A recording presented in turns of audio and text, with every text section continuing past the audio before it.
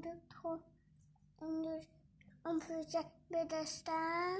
به دست شما آمپول زد؟ بله. من اگه چوب نخورم چی میشه؟ مریض میشین. من مریض میشم؟ دیدی میشدن نینیا مریض شدن؟ آره همه اون نینیا میشدن.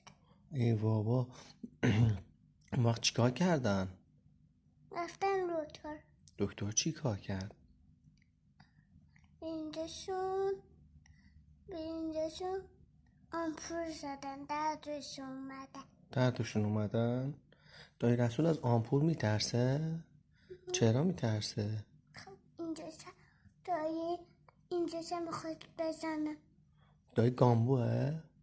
برای قنبوه. کجاش گامبوه؟ اینجاش این شکمش. شکمش فقط گامبوه؟ آره. کدوم دایی بیشتر دوست داری؟ دایی میتیو. دایی رسول رو دوست نداری؟ دوست دارم همه چنان دیگه. دایی میتیو بیشتر دوست داری یا دایی رسولو؟ دایی رسولو. الان که گفتی دایی میتیو دوست داری؟ من دایی میتیو دوست دارم که دایی دیگه دایی کدوم میخواستم. کدوم دایی ها؟ کدوم دایی بیشتر دوست داری؟ کدوم عمو رو بیشتر دوست داری؟ عمو محمد رضا یا عمو علی رضا رو؟ عمو علی رضا رو؟ عمو محمد رضا رو دوست نداری؟ چرا؟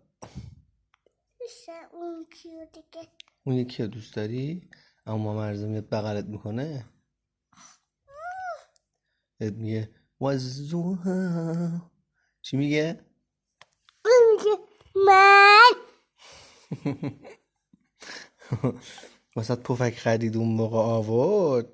خوردم. خوردی دیگه. پفک خرید، چیپس خرید آورد. خوردی دیگه. نخوردی؟ نه پس نگاه کردی.